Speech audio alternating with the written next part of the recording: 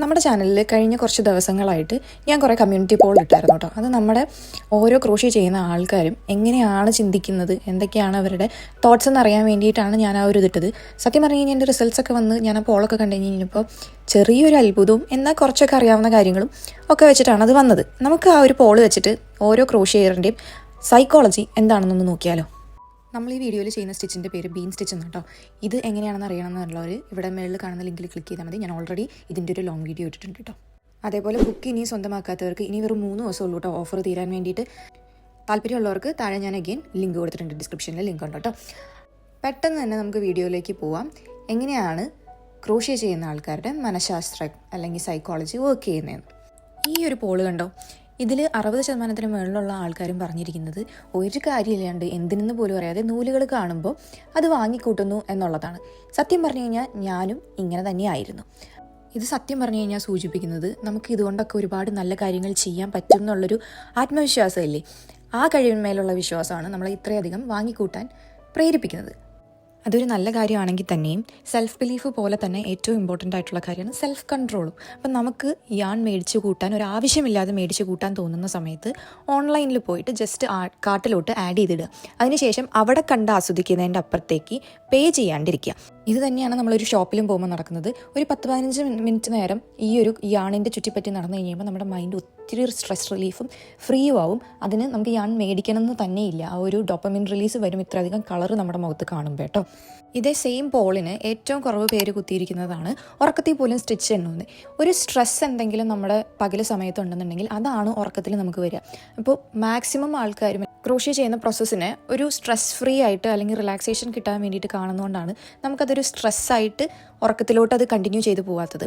അപ്പോൾ ഞാൻ പറയുകയാണെന്നുണ്ടെങ്കിൽ ഈ ചെയ്യുന്ന 2% ആൾക്കാരാണെങ്കിൽ കൂടിയും അതിനെ ആസ്വദിച്ച് ചെയ്ത് കഴിഞ്ഞ് കഴിഞ്ഞാൽ ആ ഒരു ഉറക്കത്തിൽ എണ്ണുന്ന സ്വഭാവമൊക്കെ പയ്യെ നിൽക്കും കേട്ടോ.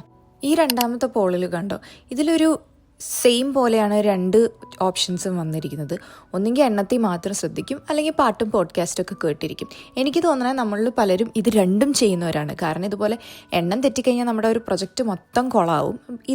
ഇതിനെ നമ്മൾ സൂചിപ്പിക്കുന്നത് എന്താണെന്ന് വെച്ച് കഴിഞ്ഞാൽ കൊഗ്നിറ്റീവ് ആങ്കറിങ് എന്നാണ് പറയുന്നത്. അതായത് ജീവിതത്തിൽ ടെൻഷനൊന്നും ആലോചിക്കാണ്ട് നമ്മൾ സ്ട്രെസ് ഫ്രീ ആയിട്ട് അപ്പോൾ നമ്മൾ എന്താണോ ചെയ്യുന്നത് അതിന് മാത്രം കോൺസെൻട്രേറ്റ് ചെയ്ത് ഇരിക്കുക എന്നുള്ളതാണ് അതിനർത്ഥം. അതേസമയം ഏറ്റവും കുറവ് പേര് പറഞ്ഞിരിക്കുന്നത് ഇതിൻ്റെ ഇടയിൽ ഭാവി കാര്യങ്ങളും ജീവിതം മൊത്തം പ്ലാൻ ചെയ്യാൻ പറ്റുന്നുള്ളതാണ്. ഇത് ഭൂരിഭാഗം പേർക്കും ഇങ്ങനെ വരില്ല, വളരെ കുറച്ച് ശതമാനമേ ഉള്ളൂ. അപ്പോൾ അങ്ങനെയുള്ളവർ എന്താ ചെയ്യേണ്ടതെന്ന് വെച്ച് കഴിഞ്ഞാൽ ഒരു നോട്ട് പാഡോ പെന്നോ എന്തെങ്കിലും കയ്യിൽ എപ്പോഴും ക്രോഷ്യ ചെയ്യുമ്പോൾ വെച്ചേക്കാം. ഈ തലയിൽ വരുന്ന തോട്ട്സിനെയൊക്കെ എഴുതി നമ്മൾ വേറൊരു കമ്പാർട്ട്മെൻറ്റിലേക്ക് ഇടുന്ന പോലെ ആ ഒരു നോട്ട് പാഡിൽ മാത്രം നിർത്താൻ ശ്രമിക്കുക. അങ്ങനെ അത് കൺട്രോൾ ചെയ്യാൻ പറ്റും. ഈ ഒരു പോള് കണ്ടോ, ഇതാണ് എനിക്ക് ഏറ്റവും ഇഷ്ടപ്പെട്ട ഒരു പോള്. അതായത് ഇതിൽ ഭൂരിഭാഗം പേരും, അതായത് 70% മുകളിലുള്ള ആൾക്കാരും എൻ്റെ അടുത്ത് പറഞ്ഞത് ഒരു സാധനം ഉണ്ടാക്കുമ്പോൾ കിട്ടുന്ന സന്തോഷം അതിപ്പോൾ ക്രോഷ്യ തന്നെ ചെയ്യണമെന്നില്ല അല്ലേ. എന്തൊരു സാധനമാണെന്നുണ്ടെങ്കിലും നമ്മൾ നമ്മുടെ കൈ കൊണ്ട് ഉണ്ടാക്കുമ്പോൾ അതിപ്പോൾ ഒരു ഫുഡ് ആയിക്കോട്ടെ അല്ലെങ്കിൽ വേറെ എന്തെങ്കിലും ആയിക്കോട്ടെ, നമുക്ക് ഭയങ്കര ഒരു സന്തോഷം കിട്ടുന്നത് ഞാൻ ഉണ്ടാക്കിയതാണ് എന്നുള്ളത് അത് എപ്പോൾ കണ്ടാലും നമുക്ക് കിട്ടും. അതായത് ഇതിനെ എഫേർട്ട് ഡ്രിവൺ റിവാർഡ്സ് എന്നാണ് പറയുക. അതായത് നമ്മളിട്ട ഹാർഡ് വർക്കിന് നമുക്ക് ഒരു നല്ലൊരു പ്രൊഡക്റ്റ്, അല്ലെങ്കിൽ നമുക്ക് ഇനിയിപ്പോൾ അതിലിപ്പോൾ ഒരു തെറ്റ് പറ്റിയാൽ കൂടിയും അത് നമ്മളുണ്ടാക്കിയൊരു സാധനമാണ്, അതിൽ നിന്ന് കിട്ടുന്ന ഒരു വാലിഡേഷൻ ഉണ്ട്. അതിന് മാക്സിമം നമ്മൾ ശ്രമിക്കേണ്ടത് എന്താണെന്ന് വെച്ച് കഴിഞ്ഞാൽ ഒരു പുറത്തുനിന്നൊരു അപ്രിസിയേഷൻ കിട്ടിയാൽ മാത്രമാണ് നമുക്കതൊരു വാലിഡ് ആവുള്ളൂ എന്ന് ചിന്തിക്കാതെ നമ്മളുണ്ടാക്കിയ സംഭവങ്ങൾ അല്ലെങ്കിൽ നമ്മളുണ്ടാക്കിയ സാധനങ്ങൾ നമ്മൾ തന്നെ എൻജോയ് ചെയ്യാൻ നോക്കുക. അതിൽ നമുക്ക് തന്നെ അപ്രിസിയേഷൻ കൊടുക്കാൻ നോക്കുക. വേറൊരാൾ നമ്മളുണ്ടാക്കിയ പ്രൊഡക്റ്റ് കാണിച്ചിട്ട് കുഴപ്പമില്ല നല്ലതാണ് എന്ന് പറയുന്നിടത്ത് നമ്മുടെ ആ ഒരു ദിവസം പോവാണ്ടിരിക്കാൻ മാക്സിമം ശ്രദ്ധിക്കുക. അതായത് നമ്മളുണ്ടാക്കുന്ന വർക്ക് മറ്റുള്ളവർക്ക് ഇഷ്ടപ്പെടുന്നുണ്ടോ ഇല്ലയോ എന്നതിലല്ല, അതുണ്ടാക്കുമ്പോൾ നമുക്ക് കിട്ടുന്ന ഒരു സമാധാനം, ഒരു സാറ്റിസ്ഫാക്ഷൻ, അതിനാണ് ഏറ്റവും കൂടുതൽ ഇമ്പോർട്ടൻസ് കൊടുക്കേണ്ടത്. ഓക്കെ, ഇതായിരുന്നു കേട്ടോ അവസാനത്തെ പോള്. അതായത് ഒരു ദിവസം നമ്മൾ ക്രോഷ്യ ചെയ്തില്ലെങ്കിൽ നമുക്ക് എന്താണ് തോന്നാറുള്ളതെന്നായിരുന്നു. ഇതിൽ കൂടുതൽ പേരും ഇതിന് വോട്ട് ചെയ്തത് എന്താണെന്ന് വെച്ച് കഴിഞ്ഞാൽ എന്തോ ഒരു കുറവുണ്ടെന്നുള്ളതാണ്. ശരിയാണ്. അതായത് നമ്മുടെ ഓരോ ദിവസത്തിലും നമ്മൾ കുട്ടികൾക്ക് വേണ്ടി പണിയെടുക്കുന്നു, അല്ലെങ്കിൽ നമ്മുടെ വീട് വൃത്തിയാക്കാൻ നോക്കുന്നു, നമ്മുടെ ജോലിക്ക് പോകുന്നു, അങ്ങനെ കുറേ കാര്യങ്ങളിൽ നമ്മൾ സ്ട്രെസ്ഫുള്ളാണ്. അതായത് നമുക്കത് ചെയ്യണം, ഇത് ചെയ്യണം, ഇത് ചെയ്ത് തീർക്കണം, അത് നാളത്തേക്ക് എന്ത് വെക്കും, ഇതൊക്കെയാണ് നമ്മുടെ മൈൻഡിൽ റൺ ചെയ്തുകൊണ്ടിരിക്കുന്ന കുറേ കാര്യങ്ങൾ. അതേസമയം അതിൽ നിന്ന് ഒരു അരമണിക്കൂറോ 1 മണിക്കൂറോ മാറ്റി വെച്ച് ക്രോഷ്യ ചെയ്യുമ്പോൾ ഇത് നമ്മുടെ മാത്രം സമയമാണ്. ഇതിന് മുന്നേ പോളിലൊക്കെ പറഞ്ഞ പോലെ തന്നെ നമ്മൾ സ്റ്റിച്ചിൽ മാത്രം ശ്രദ്ധിക്കും, നമുക്കിഷ്ടമുള്ള പാട്ടും പോഡ്കാസ്റ്റും ഒക്കെ കേൾക്കും. അപ്പോൾ അങ്ങനെ വരുമ്പോൾ നമ്മൾ തന്നെ റിലാക്സ് ചെയ്ത് നമുക്ക് വേണ്ടിയിട്ടാണ് സമയം കൊടുക്കുന്നത്. ചിലപ്പോൾ നമ്മൾ ഉണ്ടാക്കുന്ന ആ ഒരു പ്രൊജക്റ്റ് വേറൊരാൾക്ക് വേണ്ടിയിട്ടുള്ളതായിരിക്കാം, എന്നാൽ കൂടി നമ്മൾക്ക് വേണ്ടിയിട്ട് ഒരു സമയമാണ് അവിടെ കണ്ടെത്തുന്നത്, വേറൊരു കാര്യങ്ങളും ചിന്തിച്ചല്ല നിൽക്കുന്നത്. ഇതിനെ ഒരു ട്രാൻസിഷൻ സ്പേസ് ആയിട്ടാണ് നമ്മൾ കാണുന്നത്. ആ ഒരു മീ ടൈം നമുക്ക് കിട്ടിയില്ലെങ്കിൽ, ഇപ്പോൾ കുറേ വീഡിയോസും കുറേ ആൾക്കാരും ഇതിനെക്കുറിച്ച് സംസാരിക്കുന്നുണ്ടല്ലേ, മീ ടൈം എന്നുള്ളത് ഭയങ്കര ഇമ്പോർട്ടൻ്റ് ആണ്. ആ ഒരു മീ ടൈം നമുക്ക് വൺസ് എക്സ്പീരിയൻസ് ചെയ്ത് തുടങ്ങിക്കഴിഞ്ഞിട്ട് കിട്ടാണ്ട് വന്നു കഴിയുമ്പോൾ നമുക്കതൊരു ഭയങ്കര ബുദ്ധിമുട്ടാണ്. ഞാൻ പറയുകയാണെന്നുണ്ടെങ്കിൽ എല്ലാവരും എല്ലാ ദിവസവും പറ്റിയില്ലെങ്കിലും, എല്ലാ ദിവസം എന്നാണ് ഞാൻ പറയത്തുള്ളൂ, പക്ഷേ എല്ലാ ദിവസവും പറ്റിയില്ലെങ്കിലും ആഴ്ചയിൽ ഒരു 2-3 ദിവസം ഗ്യാപ്പ് ഇട്ടിട്ട് ഒരു 1 hour ഇതിന് വേണ്ടിയിട്ട് മാത്രം ഡെഡിക്കേറ്റ് ചെയ്ത്, ഞാൻ പറയുകയാണെന്നുണ്ടെങ്കിൽ ക്രോഷ്യ തന്നെ ചെയ്യണം എന്നില്ല, നിങ്ങൾക്ക് എന്താണോ ഇഷ്ടം അത് നിങ്ങൾക്ക് വേണ്ടിയിട്ട് മാത്രമുള്ളതായിരിക്കണം. ഒരു 1 hour ഇതിന് വേണ്ടി മാത്രം സ്പെൻഡ് ചെയ്യുക. ഇനി 1 hour ഇല്ലാത്തവർ ഒരു 5 മിനിറ്റ് ഇരുന്നാലും മതി. ഒരു 5 മിനിറ്റ് നിങ്ങൾക്ക് വേണ്ടിയിട്ട് മാത്രം ഡെയിലി കണ്ടുപിടിക്കാൻ പറ്റുകയാണെന്നുണ്ടെങ്കിൽ നിങ്ങളുടെ ആ ഒരു ദിവസത്തിൽ ഒത്തിരി അധികം മാറ്റങ്ങൾ വരും കേട്ടോ. ഇതിൻ്റെ നേരെ ഓപ്പോസിറ്റ് അവസ്ഥയാണ് വളരെ കുറച്ച് പേര് പറഞ്ഞിരിക്കുന്നത്. അതായത് കൈതരിക്കരുതൊരു അവസ്ഥ എന്ന് പറഞ്ഞു. ഇതൊരു മസിൽ മെമ്മറിയാണ്. അതായത് ഒരു ദിവസം നമ്മൾ എന്നും ചെയ്യുന്ന ഒരു ശീലം പെട്ടെന്ന് നമ്മളത് ചെയ്യാണ്ടിരിക്കുമ്പോൾ നമ്മുടെ ബോഡി തന്നെ സിഗ്നൽ തരും, എന്തോ മിസ്സിംഗ് ആണെന്ന്.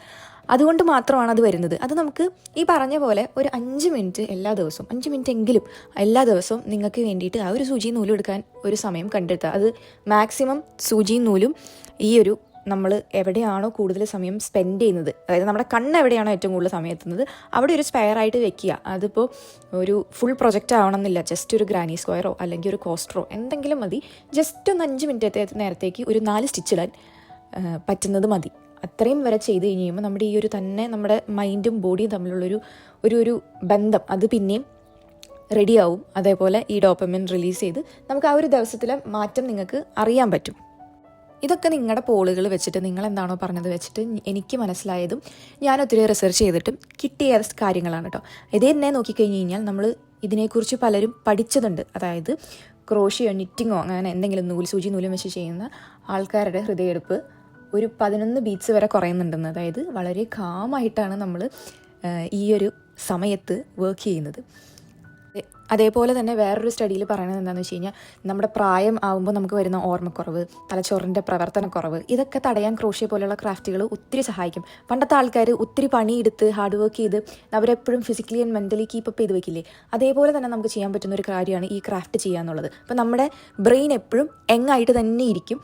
ഇത് പ്രായമാവും തോറും, അല്ലെങ്കിൽ പ്രായമാവണമെന്നില്ല, ഇപ്പം നമ്മുടെ ആളുകൾ അല്ലെങ്കിൽ യൂത്ത് ആണെന്നുണ്ടെങ്കിലും ആൾക്കാർ എപ്പോഴും ഫോണിൻ്റെ അഡിക്റ്റഡാണ്, ഫോണിലോട്ട് തന്നെയാണ്. അതായത് ഈ ഡോപ്പമിൻ റിലീസ്, ഒത്തിരി കളറുകൾ എപ്പോഴും നമുക്ക് ഇങ്ങനെ കണ്ണിന് കണ്ടുകൊണ്ടേയിരിക്കണം. അതിന് പകരം നമ്മൾ റിലാക്സ് ചെയ്ത് ചെയ്യുമ്പോൾ നമ്മുടെ ബ്രെയിൻ വന്നിട്ട്, ഇപ്പോൾ ബ്രെയിൻ കൺഫ്യൂസ്ഡ് ആണ് നമ്മൾ ഫോൺ കാണുമ്പോൾ എന്ന് വെച്ച് കഴിഞ്ഞാൽ എന്താണ് ഇവിടെ നടക്കുന്നത്. പെട്ടെന്ന് പ്രത്യേകിച്ച് പിള്ളേർ കാർട്ടൂണൊക്കെ കാണുമ്പോൾ ഭയങ്കര ബ്രെയിൻ ഡിസ്റ്റർബ്ഡ് ആണ്, അവർക്ക് മനസ്സിലാവുന്നില്ല. ഒരു സീൻ പ്രോസസ്സ് ചെയ്യുന്നതിന് മുന്നേ തന്നെ അടുത്ത സീൻ വന്നു കഴിഞ്ഞു. അതുകൊണ്ടാണ് ഇത്ര അധികം ഡോപ്പമിൻ റിലീസ് ചെയ്യുന്നത്. അതേസമയം നമ്മൾ സ്ട്രെസ് ഫ്രീ ആയിട്ട് നമ്മൾ ചിന്തിക്കുകയാണ് ക്രോഷ്യ ചെയ്യുമ്പോൾ, നമ്മളിതിൽ ഫോക്കസ് ചെയ്യുകയാണ്. ഇതൊക്കെ കൊണ്ടുവരാൻ വേണ്ടിയിട്ട് നമ്മൾ ഹെൽപ്പ് ചെയ്യും. അതുകൊണ്ട് തന്നെ നമ്മുടെ ബ്രെയിൻ വളരെ യങ്ങായിട്ടിരിക്കും എന്നാണ് മയോ ക്ലിനിക്കിൻ്റെ ഒരു സ്റ്റഡീസ് പറയുന്നത് കേട്ടോ. അപ്പോൾ ഇതെല്ലാം സൂചിപ്പിക്കുന്നത് ഇത്രയേ ഉള്ളൂ. ക്രോഷ്യ ചെയ്യുന്നത് ഒരു വെറും വിനോദമായിട്ട് മാത്രം കാണുന്നതല്ല, അല്ലെങ്കിൽ ഇതൊരു ഹോബി മാത്രമായിട്ട് കാണുന്നതല്ല. ഇത് നമ്മുടെ മനസ്സിനെയും ശരീരത്തിനെയും ഒരുപോലെ കാം ഡൗൺ ചെയ്യും. ഒത്തിരി ഗുണങ്ങളുണ്ട് കേട്ടോ. അപ്പോൾ ഇതുവരെ ക്രോഷ്യ തുടങ്ങാത്തവർക്ക് ഇതൊരു സൂചനയാവട്ടെ. വേഗം തന്നെ സൂചി നൂലെടുത്ത് ഇറങ്ങിക്കോളൂ. നമ്മുടെ ചാനലിന് ബിഗിനേഴ്സിന് പറ്റി ഇഷ്ടം പോലെ വീഡിയോസ് ഉണ്ട്. അത് വെച്ചിട്ട് നിങ്ങൾക്ക് സ്റ്റാർട്ട് ചെയ്യാം. കൂടുതൽ അറിയണമെന്നുണ്ടെങ്കിൽ നമ്മുടെ ചാനൽ സബ്സ്ക്രൈബ് ചെയ്ത് കൂടിക്കോളൂ. ഇതുപോലത്തെയും അതല്ലാതെ കുറേ ടിപ്സും ട്രിക്സുമായിട്ട് ഇനിയും ഈ ചാനൽ മുന്നോട്ട് പോകും. അപ്പോൾ ഇതുവരെ കണ്ട് സപ്പോർട്ട് ചെയ്ത എല്ലാവർക്കും ഒത്തിരി താങ്ക്സ് ഉണ്ട് കേട്ടോ.